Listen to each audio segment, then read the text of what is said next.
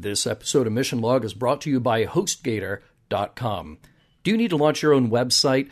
If you're looking for one of the easiest ways to register, host, and build your site, you should check out HostGator.com. They have tools to help you get started immediately, whether you're transferring a domain or building your site from scratch. So, all you fans who want to open up, here's a look at my robotguts.com or drcorbyforever.net or Ken is secretly a robot.org. You can just head over to HostGator.com and have that up before we're done with today's episode. Speaking of drcorbyforever.net, a .net address is the best way to get a good domain name these days. Grab your .net today. It gets better, though. HostGator has 24/7 tech support on the phone, live chat, or email, and you can choose from shared or dedicated servers. All that plus packages that include unlimited storage and unlimited bandwidth. Order now with the coupon code MissionLog, and you'll get 30% off at HostGator.com. Now entering Nerdist.com. Mission Log, a Roddenberry Star Trek podcast. Episode 74. Requiem for Methuselah.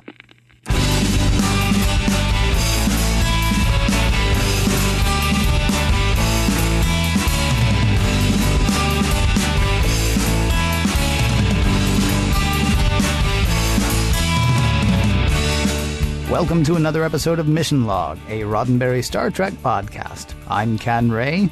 And I'm John Champion. Today's show... Who mourns for Brahms? I mean, what is Leonardo da Vinci made of? I mean, Requiem for Methuselah. Hey, there it is. Requiem for Methuselah. Yeah. There you go. With all those names you were throwing around, though, John, I'm curious, what of Lazarus? Okay. Oh! Yeah, let's get that in there quick and we'll move on, because we got to move on, because we had a lot to do. This is the show where we take apart an episode of Star Trek. We watch it again. We might even watch it a third, fourth, fifth time to try to suss out the messages, morals, and meanings in a given episode and figure out whether the whole thing stands the test of time. Sometimes they do, and sometimes they don't. And sometimes our listeners will tell us when we're wrong, one way or the other. And you, too, can talk back to us on Facebook, Skype, and Twitter. All three places, and the handle is Mission Log Pod. You can also call us at 323-522-5641. You can even email us, missionlog@roddenberry.com. Remember, we may use your comments on an upcoming episode of Mission Log. There is one other thing that we do every week, and when I say we, I do, of course, mean he. Ladies and gentlemen, I give you John Champion and his Trivia Nation. Oh, here we go. All right, Trivia Nation, yeah. This episode of Star Trek Requiem for Methuselah was written by Jerome Bixby. And I've mentioned a film that he made before when we talked about one of his earlier episodes. I mentioned Man from Earth. That is a film that was shot posthumously. So it was his last screenplay. And I just have to tell you, if you like this episode of Star Trek, Requiem for Methuselah, then you need to go out now, pause the podcast, and watch that movie, because it shares a lot of DNA with Requiem. Similar themes, similar premise.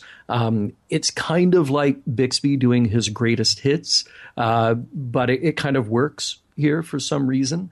That's one of those things you can write back to me and tell me if I'm right or wrong. Of course, Bixby's other Trek credits leading up to this point, Mirror, Mirror, By Any Other Name, Day of the Dove.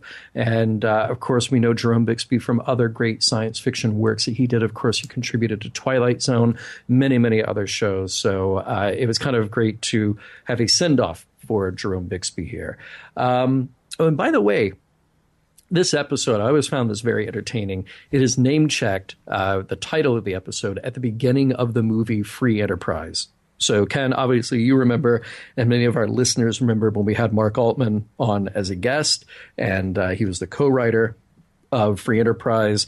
And there's this great scene at the beginning where Rob, the character Rob, is having this argument with his girlfriend. And I'm paraphrasing, but she basically says, I don't care about Requiem for the Martian. And you see the gears turning in his head. And if you're a Star Trek fan, you're thinking the same thing too. And then he just corrects her Methuselah. It's Requiem for Methuselah. And he gives the date it premiered. And it's great. If you're a geek, you will so appreciate that moment in a movie that you will appreciate entirely. The actor James Daly, who plays Flint in this episode, had a very distinguished career starting on the stage at a very young age. He appeared in the Twilight Zone episode A Stop at Willoughby, which, do you remember that one, Ken? The guy on the train, and he finally gets off the train at Willoughby. I won't spoil it for you, but he does. No. Okay, watch it. It's great. All right. It's a terrific episode. All right. I can name like 3 episodes of Star Trek. There are a bunch of others that I've seen, but I can name like maybe 3. You mean Twilight Zone? Yeah, what did I say? And Star Trek. Yeah, well, it's true of Star Trek. If Can name if that's what I said, that's absolutely true. One of them is Corbomite Maneuver. Oh, absolutely. Oh, and today one of them is Requiem for Methuselah. Go ahead. I'm sorry. Yeah, no. So Twilight Zone, there are maybe 3 episodes that I can name. To Serve Man, was that actually the name of an episode? Yeah, it sure was. Nightmare at 20,000 Feet. Yeah, okay, good. An Occurrence at Elk Creek Bridge. Oh, good. Well, now you know a 4th. A Stop at Willoughby. Yeah, dude, I've already forgotten that. Please continue, though. Well, it stars James Daly, and he appeared in many other great TV shows, and particularly he did a lot of those early Playhouse type series, like Playhouse 90, where you're doing live theater on TV. Is very cool. He is the father of Tyne Daly, who you may remember from Cagney and Lacey, Tim Daly from Wings. He died at the relatively young age of 59. He was still working quite a bit. He was actually kind of between gigs there when he passed away. Louise Sorrell. I'm blown away. Tyne Daly and Tim Daly are brother and sister? Yeah. I did not know that. Now you know. Yeah, Wings is good, by the way, but really you want to mention Diner when you're talking about Tim Daly. Oh, well, of course. Yeah. Okay. I mean, that's like the movie. I looked to see if either of them had starred in Kolchak, the Night Stalker, and neither of them have. So, but one of them is one step from Kevin Bacon. So, there is that too. Let's just throw everything in. We will. Louise Sorrell, who played Rayna, did a lot of TV, including a very long stint on Days of Our Lives. She has a couple of great Shatner crossover credits that I have to mention. Route 66, they ran an episode together. Barbary Coast, which of course I mentioned was the TV show that Shatner had in the early 70s. And one of my favorites, Airplane 2. Also want to mention that the character Rayna Kapec, that is an anagram for Čapek, Karel Čapek, who is the author of R.U.R., a play. He's a Czech playwright, which came out in 1927. And that is the first place where, in popular culture, was coined the term robot. Though robot did not mean automaton, if you have read the original play. In fact, what they were was kind of genetically engineered beings with no free will. But robot then sort of took off and became our idea of a mechanical human being. Well, they're not a human being if they're mechanical. They're mechanical. Also want to mention that they use the 3-foot shooting model of the Enterprise for the scene of the frozen ship in Flint's castle, which is interesting to me for a lot of reasons. You know, for some reason I had in my mind for a long time that the view screen on the bridge was a view screen, but here it's definitely a window, you know, when Kirk kind of peers inside and he just sees everybody frozen in place, unless the electronics are still running even while everything is frozen. But the thing is, that model was the very first Enterprise ever built. That was kind of the reference model for the giant 11-foot shooting model that came later. So they built it in late 1964, and it was used for most of the shots in the cage. Not all, but the vast majority were used in the cage. And it later sat on Gene Roddenberry's desk, and it's been missing since the late 1970s.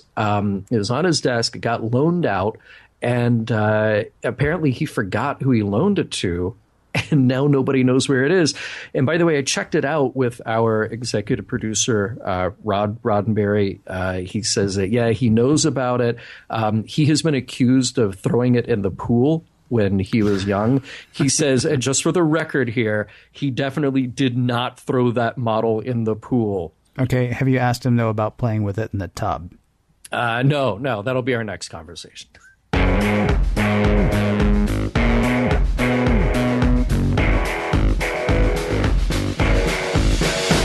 You know, you kind of have to love an episode of Star Trek that basically starts with a trip to the pharmacy. Prologue. The Enterprise is on a search for Ritalin. Try that again. The Enterprise is on a search for Ritalin because it is the only element that can cure the outbreak of Rigelian fever on board. On a planet in the Omega system, a small landing party of Kirk, Spock, and McCoy beam down, and they think it's uninhabited. Then Nomad shows up. Well, it's kind of like Nomad, but built out of a colander.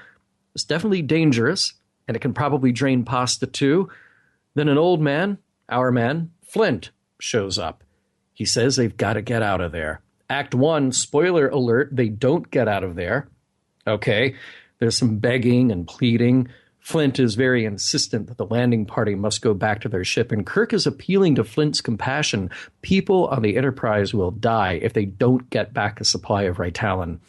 McCoy says Rigelian fever is like the bubonic plague, and that really strikes a nerve with Flint. He says, okay, he'll let them stay for a couple of hours to get what they need, but then they have to leave. Turns out Flint's not such a bad guy once you get to know him. In fact, that destructive, shooty, killy robot that was hovering around before, the M4, now gets the order to go fetch the crew all the Ritalin they can handle. In the meantime, Flint invites the crew to his rather impressive home, really more of a castle. So they all go in, like Flint.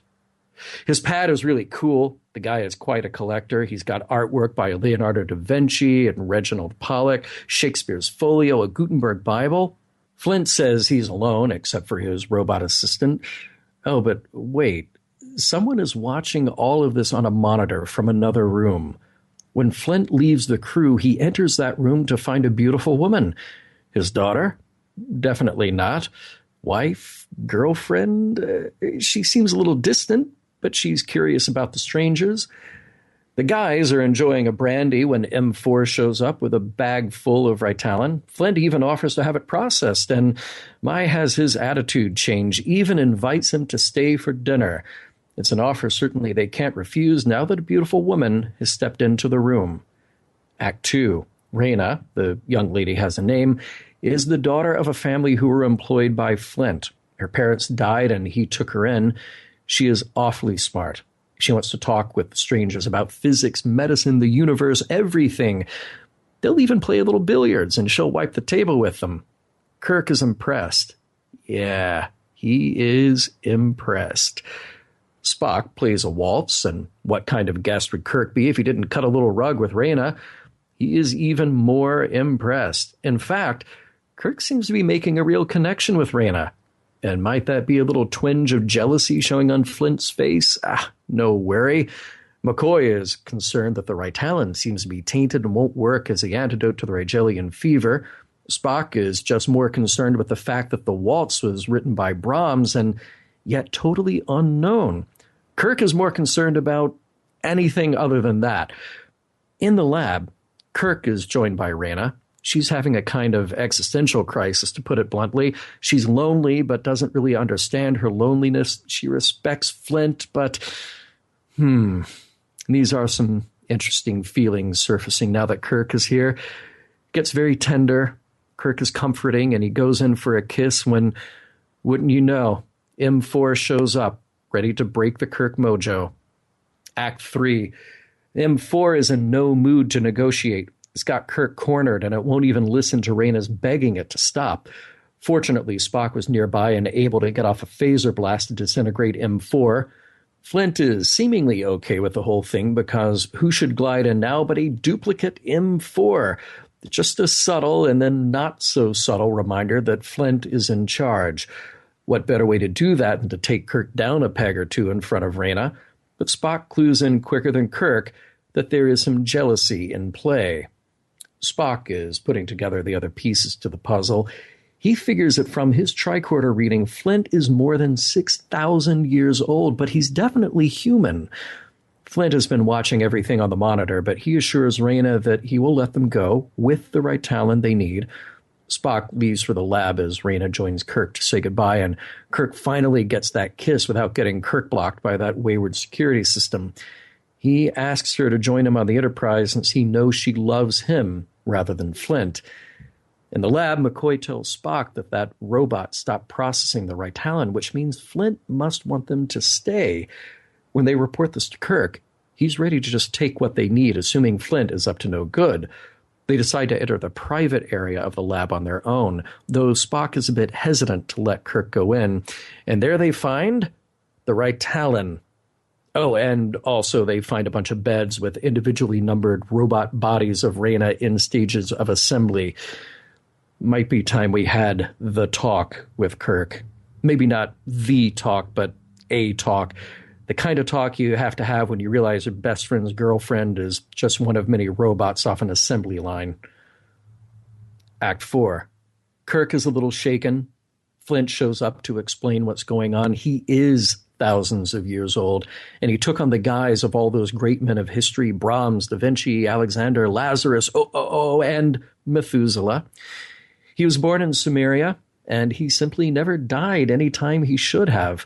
Like Madonna, he would reinvent himself over the centuries and acquire new knowledge. He would also lose everyone he loved. Flint makes a power play by miniaturizing the Enterprise, but when Rayna enters the room, McCoy points out that any violence on his part would push her further away. Flint lets go and returns the Enterprise back to its normal size in space. Here's what's been going on. Flint built Rayna because the solitude of immortality has probably left him with a string of widows. When the landing party showed up, Kirk, awakened a little more emotional response in her. Thank you very much, Kirk. Now Flint will just keep her as his own. Then it turns all 8th grade playground in the lab with Kirk and Flint throwing punches over a girl. I love my robot girlfriend. No, I love my robot girlfriend. Rayna, then, asserts a little initiative based on the emotional weight of the scene. She realizes she can't be owned by Flint, and Spock is just kind of yawning about these two men fighting over a robot. Flint wants her to stay. Kirk wants her to go. Rayna then really has some problems with her programming. She's emotional, and the power of her conflicted feelings and love causes her to drop to the ground, deactivated. Spock figures that the power and contradiction of her emotions led to her undoing. Back on the ship, wow, Kirk is having a really hard time with this whole thing. It's like he's never lost a love before. See also Edith Keeler, Delia Ilanshana et al. Spock drops by Kirk's cabin to let him know that the antidote for Agelian fever is working, and Kirk is just not himself. He falls asleep at his desk as McCoy drops by with a little news of his own. Flint is now dying at a normal rate. Seems that when he left Earth, his powers were reduced. McCoy tells Spock about the power love has to change people, the agony and the ecstasy, as it were. He also mentions that he wishes Kirk could forget her. When he leaves, Spock walks over to the sleeping Kirk with a new trick, what looks like a Vulcan mind meld, only with the word forget suggested to the captain. And now we know why the crew never remembers anything from week to week. If only they had revealed that in every episode. Then it would be fine. Then I'd be like, yeah, right. In fact, Spock must have gotten a little worried a couple of weeks ago when Sulu was like, hey, what about that time on Genesis 6? Hey, wait a minute. What? Yeah. We've never been to Genesis 6, Sulu. Yeah. Forget. Remember that cloaking device? No. Apparently nobody remembers the cloaking device. What cloaking device? Romulan, you say? What is a Romulan? Their ale is good. So much. Yeah. It explains so much. I get why they did it. I understand that it humanizes Spock. We may come back to that later, but seriously, that has got to be a violation of Starfleet protocol. Well, yeah. Yeah, I wish he could forget. Oh, well, he can. Oh, okay. Boom. I was just wishing. Hold on. And that's the other thing. Is he going to tell McCoy? McCoy's going to be still expecting him to be, so you're still sad about that girl? Girl? What girl? Oh, I forgot to mention. Dr. McCoy, I forgot to tell you. Oh, man, what a can of worms now. I know. Quite Gosh. possibly the most revealing episode of Star Trek ever. Yeah. Man, here's the thing. I felt watching this episode, I felt like I'd been put in a time machine and I went back to those heady days of 1966, 1967, and early 68. It felt like season 1 and 2 of Star Trek again. Why? It did. It felt like here was a show about ideas and it wasn't Spock's brain and it wasn't and the children shall lead. I don't know. It felt right for some reason. You're going to have to explain that to me in the next segment. I will then. All right. Yeah. I didn't get it. I did not. Really? I did not get that feeling. I did not get season 1 feeling off it. It's not the worst of season 3, but I didn't get season 1 off it at all. But we can talk about that in a bit. Very interesting. Okay. All right. Yeah. All right. Cool that we have we predicted large screen flat panel TVs. That's very neat. But not the remote control. He's got to go. He's got to walk up to the TV. I know. It kept like every time he just kept going up and hitting that button, and I was like, "Really? He's got a robot? You know? I mean, he's got a remote control, as a matter of fact." M4, could you see what else is on, please? And then M4 might say, I'm going to build you a little thing where I don't have to float in here and do this every 5 minutes. Right. Or you could get up off your legginged behind and do it yourself. Off your 6,000-year-old keister and come change the channel. It actually felt to me, though, because we kept seeing the TV from the back, it kept feeling to me like he was watching it on a really big laptop. Yeah, right. Yeah, That's anyway. true. Yeah, kind of neat. Yeah, speaking of M4, do not confuse him with Nomad. And also do not confuse him with the M5, which was Daystrom's computer, which there had to be an M4 in there somewhere, but this is a different M4. Also, we learned something very interesting in this episode. It is totally okay if you are in Starfleet and you drink brandy while on a mission. Yeah, that's fine. Mm-hmm. Although I was offended by the fact that it's 100-year-old brandy. Mm-hmm. They're just knocking it back. Yeah, you can barely taste it. You're like, oh, this is good. Just suck the whole thing back. We did learn a bit about the Vulcans, though, I think, in this episode. Maybe why they tamp down their emotions so much. The second Spock feels one, he's like, I'll have one of those. Yeah, right. I'm feeling a twinge of envy. I'll give you a drink. Exactly, right. I know you wouldn't drink, Spock. Oh, no, I'm feeling something, so please, for the love of God, get me a drink. Right, right. Yeah. I've pointed out so many times before how when we have security cameras and anything that is captured on tape in the world of Star Trek, and in this one we see it again, that security camera is mounted on a dolly. Yeah. So you have that kind of romantic shot going around Kirk and Rayna having the kiss. The camera just keeps moving. It's just great. There was a guy really doing his job in Flint's place holding a camera. Right. But we know it was an M4. I really like the production design in this episode. So it seems like every penny that they did not spend on actors went to the set, because we don't get a lot of the rest of the Enterprise crew. Get the main 3 down there, get 2 guest stars, we're done. Yeah. But I like the mix of the very old with the 60s futurism. You have the old cast, or you have the old art on the walls and the giant wooden doors, but then you have all the reused props from every other futuristic thing Star Trek ever did. I live in a house like that. Yeah. Do you say you do or you would? I would. Oh, okay. I would. Yeah. I don't know. You haven't seen my place. Maybe I do. Yeah. The cat's out of the bag now, dude. I know you don't, but nice try. And finally, I just want to throw out a line to one of the things that Kirk says. Kirk says his suspended crew is worse than dead. And I thought, well, really? Because, to me, just from a purely pragmatic point of view, I thought worse than dead is like, well, if they're dead, they're definitely dead. We can't do anything about it. If they're suspended, we can get them back, maybe. They had to go from a state of not being suspended into a state of being suspended. Yeah. Okay.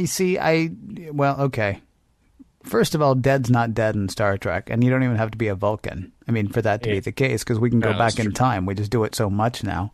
Yeah. So all you do is go back in time and just, tell them to turn left instead of right. Right. Or you go back to the shore leave planet and just say, here, fix this. Exactly. Or stop by any one of the godlike creatures on the way back to the shore leave planet and say, hey, can you, because I know you can do some neat stuff. Hey, you're good. Right. Anything? No? All right. Well, then. On to the next one. I'm going to go to the pleasure planet then. But thank you very much. I appreciate it. No, you're still godlike. No, I mean, there's actually something to that whole thing, though, of Kirk saying, that suspended animation is worse than dead. It ties into his whole, free will versus paradise thing. Mm. I mean, he'd rather be dead. He would rather be dead than to not be able to do whatever he wants to do. Yeah. And so suspended animation would strike him as an absolutely terrible thing. It kind of reminds me, too, of the whole Rosencrantz and Guildenstern thing. Do you know the whole when one of them, either Guildenstern or Rosencrantz, I can't remember which, is perseverating over the whole being dead or being alive? It's the whole being in a box part that bothers him. Oh, right. Do you remember that? Yeah. You asked me, would you rather be dead in a box or alive in a box? You'd say alive because, there's always a chance you can get out.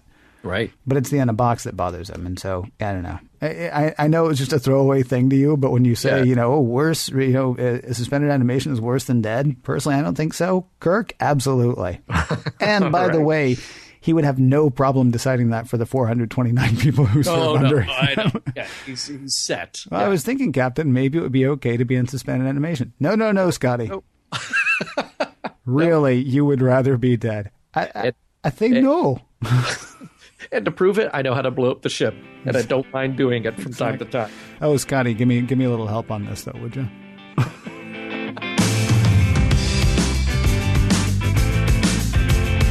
Kirk's problems with suspended animation are kind of funny. I'll bet he struggles with serious bouts of insomnia.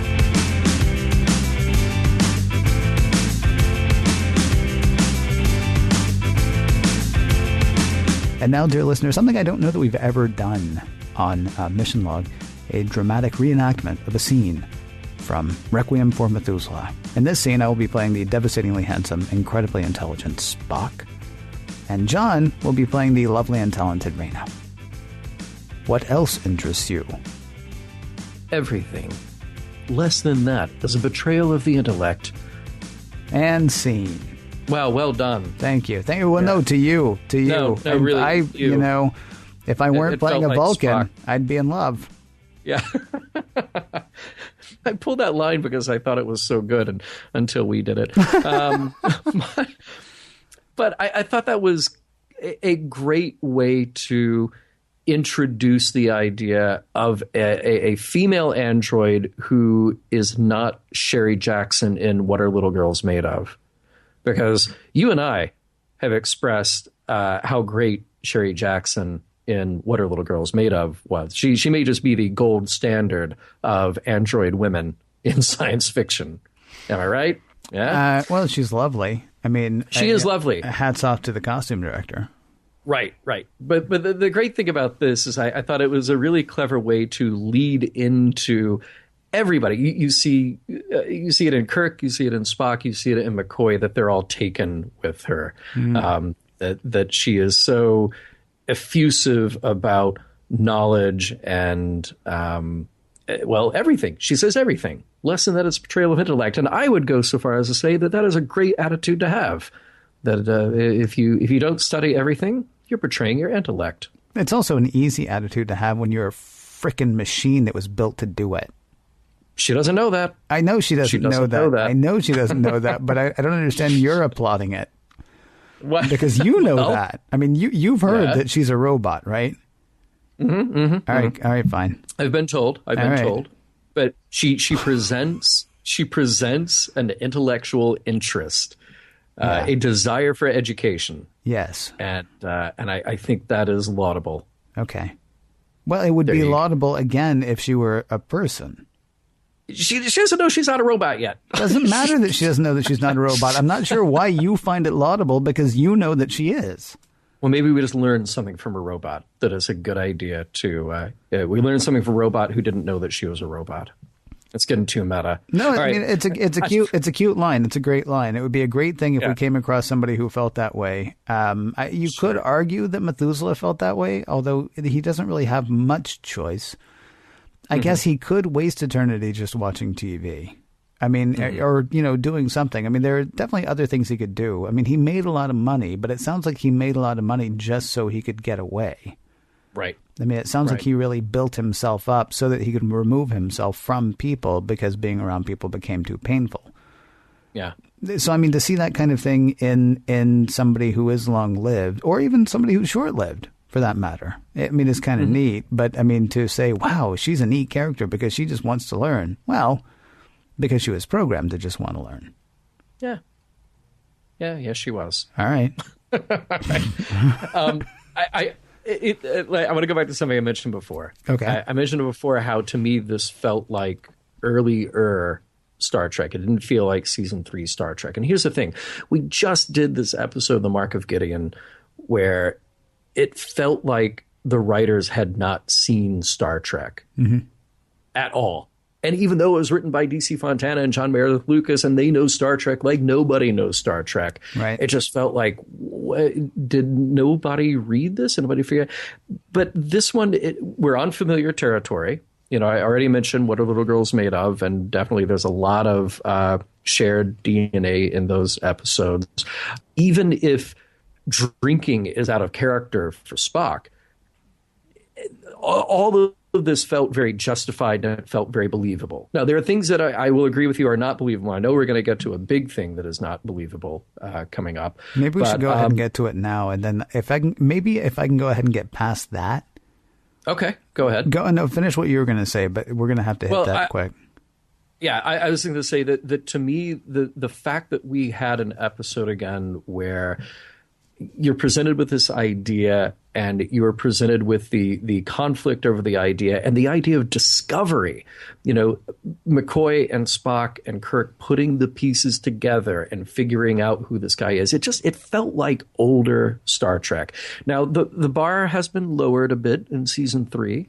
I'll give you that. There have been some clunkers and there have been some nice gems to find among season 3, but this felt like a gem, and it felt like, oh, good, we're getting the old guard back. We're getting a writer who kind of knows these characters a little better to come back. That's what I meant by that. You've definitely got a writer here, and I really do appreciate that. I mean, there are actually things. There's one problem. It's like they rewrote the Bible for season 3. And I don't know. I mean, almost to the point that I want to know if it was in Shatner's contract that he got to kiss somebody every single episode, because this whole thing hinges on the fact that, well, yeah, she's going to be in love with him and he's going to be in love with her. There's no question. Yeah. I mean, that's not even a question, and it's getting to be a joke by the end of season 3 that Kirk is going to meet the love of his life this week. He's going to lose her, too. And maybe occasionally Scotty will, and maybe occasionally Bones will. But mostly what's going to happen is Kirk is going to end up in a situation that he's got to kiss his way out of, right? And that kills this episode for me, or almost kills this episode for me. There is stuff in this episode that I like, but really, she should have fallen in love with Spock. I mean, honestly, she should have fallen in love with Spock. I'm watching it the whole time going, why is she interested in Kirk? She should be in love with Spock, because Spock can challenge Methuselah intellectually. I know he doesn't think so, but he can. It doesn't take Spock any time to figure out everything that's going on. Spock doesn't want Kirk to go into the place where they eventually find the Ritalin. Yeah, I'm glad you hit that, because that's what I was thinking the whole time.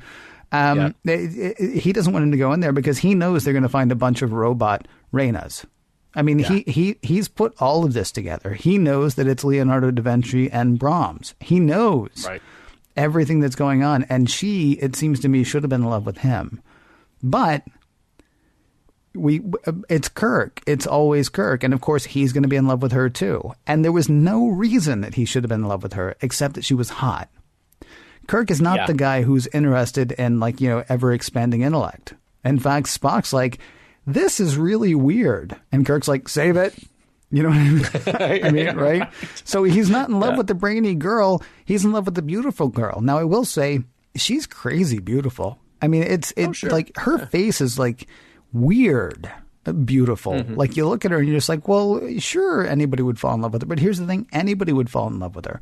And a quick aside, somebody really needs to talk to McCoy about reining it in just a tiny bit when he meets a pretty woman, because this reminds me of when Diana Muldaur was on, when she was the woman who couldn't see in the episode that I can't remember, you know. So I remember the episode, can't remember the name, can't remember the character's name either, but I think we all know what I'm talking about. Is there in Truth No Beauty? Is there in Truth No Beauty? Okay, sure, if you say so.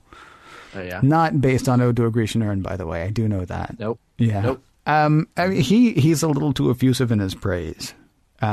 Whenever there's a pretty woman around, and you could say that's sexism, you could say it's not sexism, whatever. I'm just still more bothered by the fact that this whole thing hinges on, yep, of course she's going to fall in love with Kirk, and Kirk's going to fall in love with her. Now, that would be the only thing that I don't like about the writing in this episode, but it's so glaring that it gives me a bit of difficulty. When I say that Jerome Bixby is a writer, it goes so far as I'm wondering about the names that he chose, like Flint, right? Is he the spark of creativity and humanity? Is he the spark of like everything good? You know, like you use a flint to like, you know, light a fire, that kind of thing. Got me to the point of wondering about like the name Rayna, which I looked up, and I'm a little confused now, more than I was in the beginning. All right. What I came across online was, if you spell it one way, Rayna, it's Yiddish, maybe. Although I also heard that it was Hebrew, which I know there's a similarity, but they're not the same. It means song or song of God or pure. Now, if it's Reyna, it's a Spanish derivation, and it means queen, or, you know, like ruling kind of thing, right? Rayna, blah, blah, blah. Okay. Now, the thing is, I also read that they're interchangeable. Okay. So I went like 3, 4, 5 different places and kept getting sort of circular stuff. So any of those are kind of interesting as far as this character. If it's song or pure, that's interesting, especially considering the blank slate that she turns out to be. If it's ruling, or if it's like, you know, queen, then it's kind of interesting, because it's interesting to think of her as a character coming into her own. Not exactly the coming of age story that we talked about an episode or two ago, but, you know, there is a certain awakening here. And is it an awakening of females in a male-dominated society? Is it going from a kid or what's expected of you to, you know, making your own decisions and deciding for yourself? I found both. Her emotional life. You know? All of which is interesting. Sadly, it ends poorly for her. So I'm not sure that that's actually your message. I thought it was kind of neat that, you know, we saw that change, that growth in her. We got to be present for that moment of growth in her, which lasted about a moment, you know. Right. That was kind of too bad. But I mean, so don't misunderstand. When I say the whole thing about Kirk, I think Jerome Bixby is actually an interesting writer. And I think he brings some interesting ideas to the table. Yeah. And I almost feel like all of them are undone by the fact that we didn't see her fall in love. She just did. We didn't see Kirk fall in love. He just did. Oh, because you're the handsome guy and she's the hot babe this week. So, you know, thank God I don't have to write that part. You know, and it felt like maybe a minute of writing on that wouldn't have been bad. I agree with you. I mean, as much as I do like this, I feel like the whole Kirk-Rayna relationship is the thing that plays false, and unfortunately, so much of the episode hinges on that. But for some reason, I was able to watch. I was able to cringe a little bit, and then just kind of put it away, because I think I was so interested in kind of the science fiction-y precept of the whole thing. So. Had it gone through, and you know, let's say in a perfect world, Jerome Bixby turns this in, and it's not Fred Friedberger who's the executive producer, but it's Bob Justman who grabs the script. It's Gene Roddenberry who edits the script. You know, whatever that right combination would have been, or maybe this is a 90-minute feature length thing to really explore all of that. I get it. I get where you're coming from. There are a lot of character things here that are hard to justify. I mean, Kirk, as someone might say, maybe even the executive producer of the show, Kirk's behavior is a little, not very respectable. Caddish, yes. Well, yes. it is and it isn't. I read that note too, which sadly none of it we can read.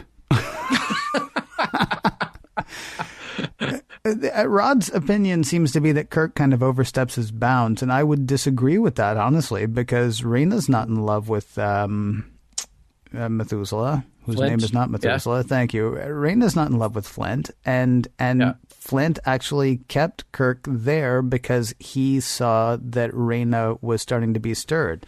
Flint's been trying to elicit some kind of emotional reaction. She's kind of got to do that Duncan Idaho thing when Duncan Idaho became the golem, I guess, and not golem. Are they called golems in Dune?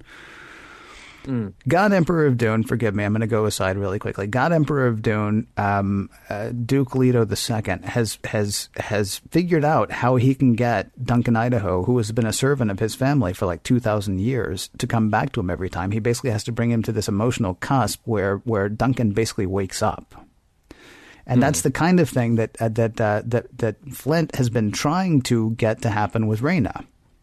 And he can't make that happen. And then Kirk comes, and all of a sudden, again, because it's Kirk, she's like, ooh, and he sees that. And so he keeps Kirk around to make that happen.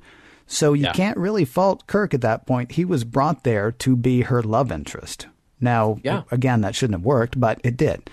There's no reason it should have worked, but it did. So I don't know that I would say that Kirk is such a cad here because, I mean, Rayna had no feeling. Dude hadn't even been telling Rayna that he was in love with her. Flint is just kind of there, and she's like, oh, he's nice, he's sweet, he's my teacher, he's the greatest man in the galaxy. Right. But never is that he's my husband, he's my boyfriend, we're in love. Sometimes we we do, we get like the people of Gideon, if you know what I'm talking about. Right. So I don't know that I agree with the whole Kirk's a jerk here. Well, the thing that's harder for me to believe about Kirk is his impassioned defense of her when it turns to fighting at the end. It's like, you know what? If we know anything, we know that Kirk is not crazy about androids, particularly android women. Yeah. That line of his made me think of you, Ken. The perfect woman. Her only flaw, she's not human. The ultimate carbon chauvinist line. Yeah. It is a bit. Well, except then it is. But he gets so totally taken by it too. He tells Spock to back off because they're fighting over a woman. Right. And Spock says, no, you're not. Yeah. Yeah. Which was kind of weird. Well, in my mind, Kirk was like, or Spock was thinking like, yeah, you're fighting over a woman. Okay. Knock it off. That was kind of weird, actually, that was justification as far as Kirk was concerned. If they'd been fighting over something, else, it would have been silly. But they're fighting over a woman. So then it's cool. So then Spock's like, yeah, you're right. So then Spock's like, okay, no, you're not. If that's really what you think this is about, then no, you aren't. Because if it actually had been a woman, he would have been, you're right. He probably would have been like, yeah, and why? Right. So that was kind of the weird thing. But so let's go kind of back to what you said, because I had a similar note to myself that, let's look at this as an experiment. Flint has built these multiple versions of Rayna, and now Kirk's presence has changed the conditions of the experiment. And actually, it made Rayna into what Flint wanted. It fired off the emotion chip, for lack of a better word, lack of a better explanation. Yeah. So the experiment in that respect is a success. The only problem then is Flint deciding he would keep her as his own. And obviously we have argued whether or not Kirk's reaction to that is even appropriate, So Flint, then, are we saying that he's got a point? Flint, this is still Flint's project. The new and improved Rayna would not be who she is without Kirk's influence. Okay, but Flint built her that way. So part of me really comes down on the side of Flint. Now we could get into the argument of artificial, or shall we say manufactured intelligence. And if at a certain point you have to give up the idea of ownership over that, which I think in Rayna's case, had she survived, had she survived, we would have had that. There's the next hour of the episode that never got written. To me, this, Flint actually did get what he wanted in some respect, and that knowledge could actually go into, well, is he going to do it again? Is he going to build another version of this? According to Spock, no, he's changed his vocation by the end of the episode when he finds out that he is dying. No, it was Bones, but go ahead. Oh, Bones, you're right. Yeah. But that's what I found to be very interesting about that. I don't think you can make his property argument. No? No. Because he made something that was meant to be self-aware. I mean, he's been trying to fire off that spark, and let's do the Flint thing again. Actually, he's been trying to light that. He's been trying to set off that ignite. Mm-hmm. He's been trying to ignite that level of awareness in her, and when it finally happens, I mean, at that point, she's beyond his control, and she should be. I mean, I guess technically she might be property, but I mean, once she actually can, think for herself and decide for herself, Flint dangles her out there for Kirk, and vice versa. I don't think you can say that Kirk's a bad guy in this. I mean, it's just lazy writing to get us there. Or maybe it's not lazy even. Maybe it's just they got 48 minutes. I mean, this is a jam-packed 48 minutes. And I know I'm getting stuck on that one part. Right. But that one part is, I mean, because the episode hinges on that one part, you gotta, get me to that one part. Don't just drop me off there. Yeah. I mean, you might as well have started the voiceover with, Captain's log. Well, I'm in love. right. Because then we could have gone ahead and moved on to other stuff. We wasted 5 minutes showing them falling in love because we don't show it. It's like taped on there, and it kind of that part annoys me. I don't know if you can tell. This kind of actually builds my sympathy for Flint, because I've got a lot of notes here about kind of the loneliness that is present throughout the episode. But here's the thing about Flint. He's a guy who just has been through something that nobody else can understand, who just wants a companion. Mm-hmm. And he's constructing this idea of the perfect woman based on all of these experiences. He said he's had 100 wives at least, and when he finally has the breakthrough of a manufactured intelligence that can love, it just backfires right in his face. I feel some sympathy for him for that, because what's he going to do then? Does he keep making Rayna 18, 19, 20, 21, 22 with the same idea of the emotion chip, something that can be self-aware, something that can love, but then they're not going to be in love with him? Yeah, that is kind of a drag. I'm sorry. I'm not saying I don't feel for him, but I mean, Kirk, with this whole thing where, you used me. Okay, well, Kirk strikes me as a tiny bit more mature than that, but he's not wrong. I mean, he was used in that respect. And so for that to backfire on Flint, I guess I'm kind of okay with it. Mm-hmm. Now, here's the plan. I got a fix for Flint. Okay. So let's put this in a time capsule and send it into the future, and maybe this will help him. Okay. All right. You build another Rayna. Let's make the 19th, right? 18th, whichever one it is. And then 10 android jerk guys, just total knee biters, right? Okay. Just awful. And then you just be the best, Flint you can be. And she'll fall in love with you. There you go. Problem solved. Wait, let me do this. There we go. All right. I have solved. It's kind of exciting because I've now solved the problem for Da Vinci. What I mentioned about Flint was that he is lonely. His version of loneliness is his immortality. He can't form long-lasting relationships with naturally occurring people because they will be dead. So he has to create one. But everybody in this is lonely. And I thought that was an interesting theme throughout, that, Rayna, because she isn't real and she can't really experience love or a life outside of Flint, at least in any way that this version of Rayna. Kirk, because, once again, he can't get the girl permanently in this one. She is now deactivated. And Spock, he's emotionally cut off from everyone around him. He's got to have that drink once envy creeps in. He's trying to fit in with the others. So I thought that those character moments, to kind of tie them all together, served a strong thread for the episode.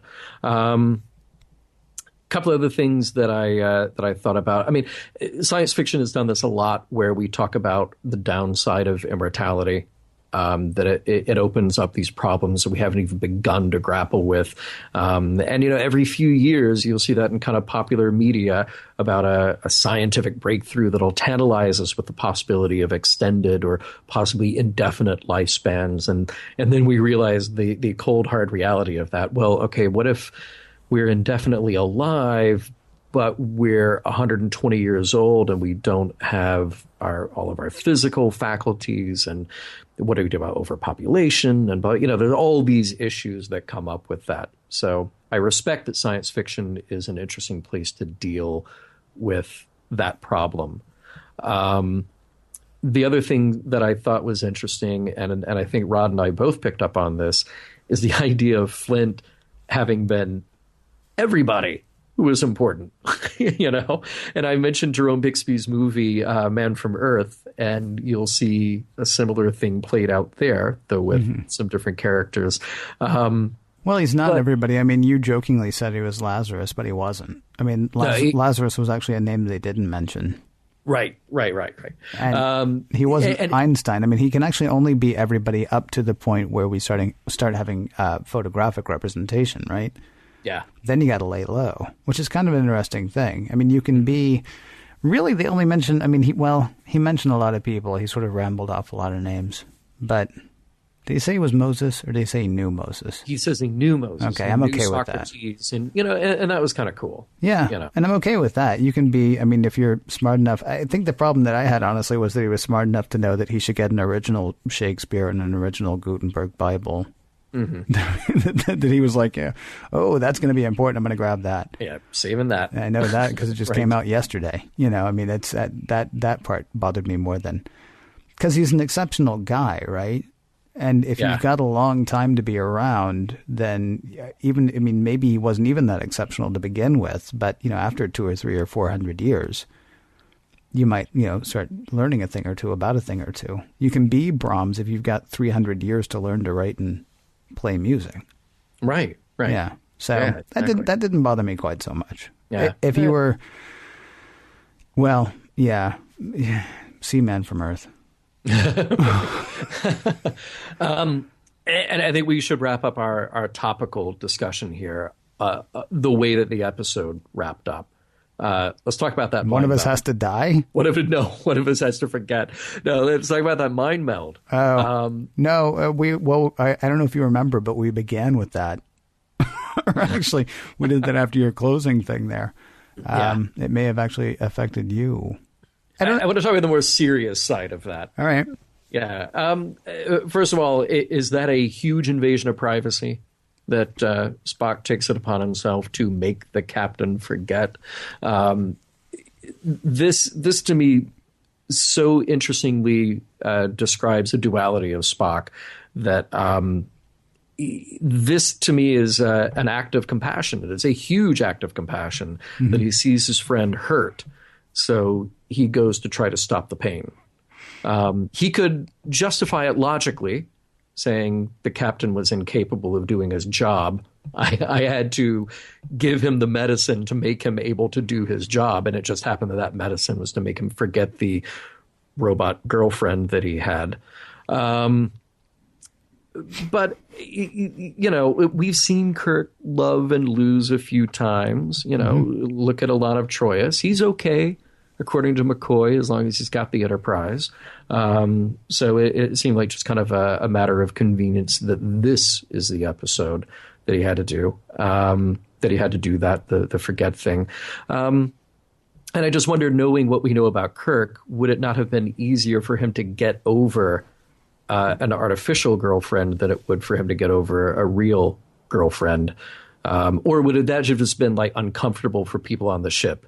You know, welcome to the Enterprise. Here's our captain, and there's his robot girlfriend. You know, don't talk about her. Yeah, right. Just don't even talk about. We don't talk about her. After everything that I just said about feeling like the whole thing with Kirk was lazy, I'm almost willing to forgive that part of it because of Bixby and his writing. And that may sound crazy, but I mean, he gave us more depth from Spock, which is kind of interesting. It's also wrong. It's very wrong, because here's the thing. Either Spock has to go and erase her memory from McCoy too, or he has to tell McCoy that he's done it. Yeah. And at that point, McCoy's going to be like, have you ever done that before? Right. And then Spock's going to say, no, I've never done that before. And McCoy's going to be like, okay, but like, really? Because now it occurs to me you might have done it to me. Right. I mean, there's a lot about that. Yeah, you kind of want that to be a sweet moment that you don't think about too much, because if you do, that'll just wreck the rest of the show for you. Well, and what if Spock made Kirk forget too much?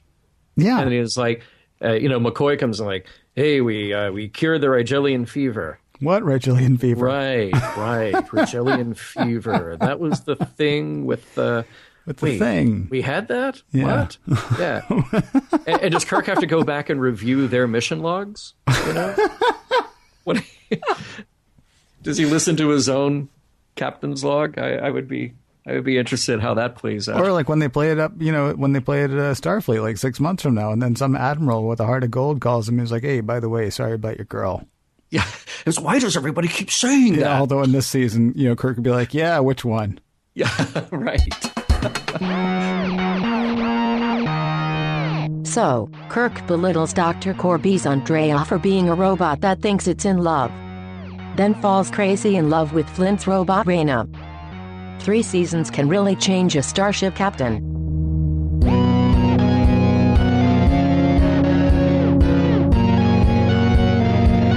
All right, Ken 17, Ken 18, Ken 19, whichever issue model you are that is doing Mission Log with me. Now I get to see if your emotional and cognitive chips are all firing at the same time, and you get to tell me what you thought of this episode. First of all, we will tackle the question of whether or not the episode Requiem for Methuselah holds up today.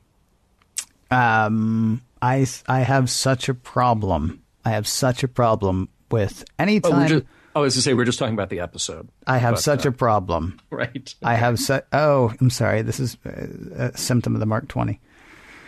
I have such a problem with, we're just supposed to believe, and this takes me out of, honestly, a good action movie as well. And that may sound like a crazy thing to like in Star Trek too, but I hate in an action movie when there's a woman and there's the guy who, it catches bullets with his teeth and spits them back out at the bad guy and takes out his eye and the back of his head pops off. And obviously she's in love with him. I don't like when we're given a relationship for no other reason than, because they're supposed to. They're supposed to have a relationship. I mean, we don't know. There is no indication why she would be in love with Kirk, except that he's the captain of the Starship Enterprise. That's it. She sees him and she's in love with him. And yeah, there's something to that. I mean, we certainly had that in The Godfather. We've certainly had that, in real life in some occasions. I mean, it just bothers me that, and he is so adamant at that point.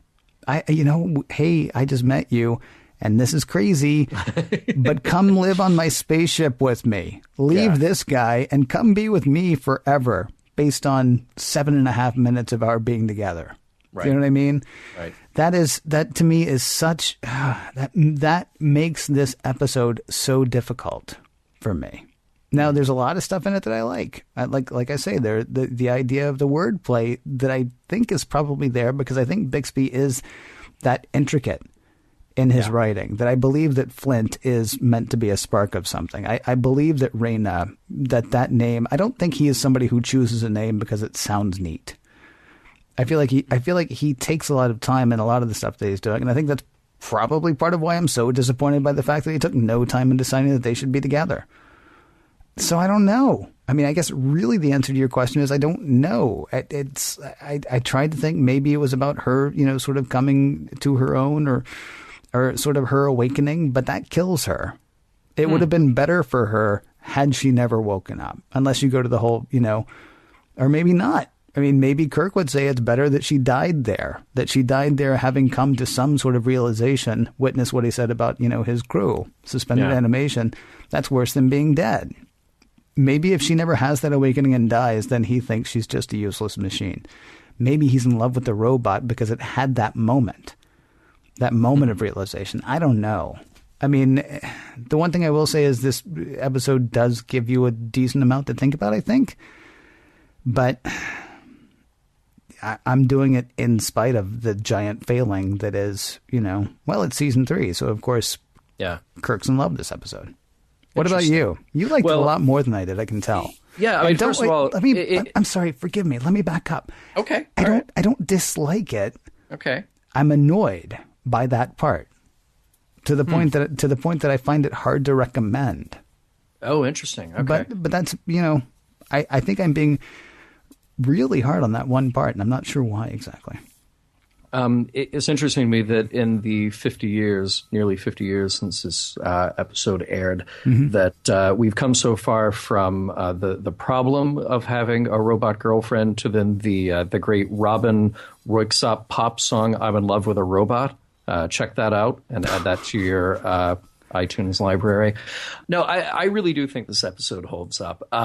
It is an episode that reminds me of some of the great episodes before because thematically we get to go back to this. We get to talk about artificial intelligence. We get to talk about robots. We get to talk about the differences and that maybe gray similarity. When does something manufactured then get treated like a human being and have things like freedom and is no longer property? So I love that we got to do that again. That's what made me feel excited about those older episodes as well. There are things that I don't buy here. I don't buy Kirk falling in love so fast. I don't buy him losing his composure quite so fast in the end there. But in this case, I kind of don't care because for me, it worked on two levels. It worked on the idea of we got to talk about cool and important science fiction concepts. We got character stuff, like examining the loneliness of the characters involved. We got to ruminate on this idea of immortality or a vastly expanded lifespan and what that would really mean. So we got to think a little bit. And then I also think it sort of feeds into that weird pop culture take on Star Trek. The thing that you hate about this, Kirk falls in love right away just because we say that he's in love right away. It kind of feeds into that weird pop culture thing about, oh, well, yeah, it's Kirk. He's got a babe on every planet. But, I get annoyed by that, too, because I know that Star Trek is better than that. But it's kind of like, well, maybe for some reason in this episode, I'm willing to forgive it because the other things in the episode were so much more interesting. Do you think you're willing to forgive it as easily as you are because it's in season 3? Because you say, this got me to think about those old episodes, and I just miss those old episodes. I mean, the fact that fact that we've seen Star Trek handle a lot of this stuff better does not. It makes me know that they can handle it better. Yeah. Do you know what I mean? Even if she had been in love with Kirk and he wasn't in love with her, then I would have been more okay with it. If she had fallen instantly for him, and he was kind of skeeved, or he sort of came to it over time, even that would have been okay with me. It's just the ready-made, just like the, put a stamp on it. We know this. We have to go ahead and just assume this. We have to take this as read, either because we don't have time or because we're not creative enough. Yeah. No, I know. They can't all be Edith Keeler. Unless, I know. unless, I mean, there's one possibility. We know that Vulcans go through Pon farr every 7 years. Maybe it's every 3rd season for a starship captain. Yeah. Maybe we'll find out in season 6. My bad. Well, maybe someday there will be another starship captain who will last more than 3 seasons, and we can ask him. So if I look at this episode just as a piece of TV, as a piece of vintage nostalgia TV, it kind of holds up. It's fun, Right. But it has some problems for sure. As a piece of science fiction, it's provocative, like I said. But as Star Trek, as big iconic Star Trek, I really feel like it holds up in some weird way because of the great dialogue, because of the character bits that we get. And if we're just going to accept the idea that most of the world that doesn't know Star Trek on an episode by episode intimate basis just thinks of Kirk as the guy who has a new alien girlfriend every week, okay, I'll give it to you in this one. We're just sort of handing you that trope here. So, I'll just go ahead and say that it holds up. But more importantly, Ken, did we learn anything? Did we get any messages from this episode? I don't think so. I mean, and that's not me bashing it. It's just there are some episodes that have, the heavy messages like, what's that one? The Corbomite maneuver. Well, how about Let That Be Your Last Battlefield? Or Let That Be Your Last Battlefield. I mean, there are some, the Trouble with Tribbles even. I mean, to some extent. There are some that have very definite messages. And then there are some that are just kind of like interesting examinations. And I guess if we're going to assume... And this is the thing. I mean, there are a lot of episodes that I would throw in the rubbish bin. I would watch this one again. I mean, it would be fine. I mean, even if I didn't have to, I would watch it again. It's just, it approaches this episode. It feels to me approaches something great. Yeah. And in missing that, it feels like it falls apart to me personally. I know you like it. I mean, I know obviously you like it a lot more. Sure. It comes close to great. But in missing that, it's like, oh, wow, he nearly hit that. Okay. Right. Which we also call miss. And that's, that's sadly what it comes to for me. But so as far as a message in it, I don't personally know, but, I missed a lot in this episode that you saw. So you tell me. I agree with you that this doesn't have the "you see Timmy" moment. This is more about exploring ideas. And I feel like one of the other ideas that we didn't really talk about in the topical discussion is sort of the idea of, if you love someone, you set them free. Flint got what he asked for. His experiment was a success, as I said, but then he couldn't handle the fact that a being with some self-awareness and an emotional life now is not something that he can control.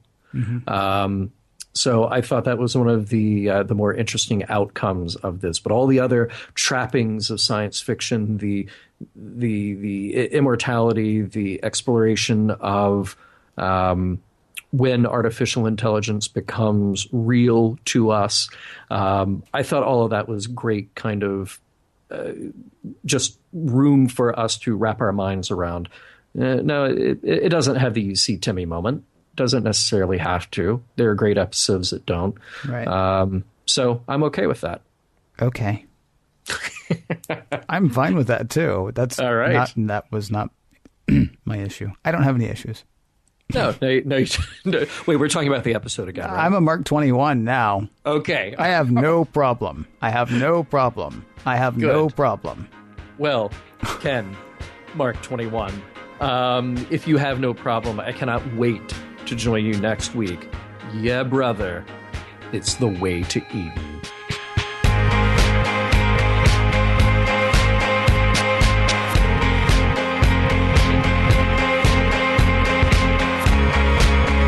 Some of the music for the mission log provided by Warp 11, online at warp11.com, and from the album Messages by Key Theory, free to download at kitheory.com.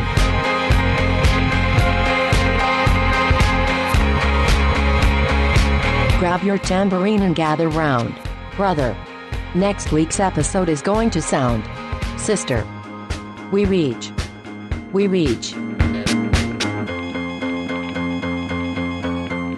And transmission.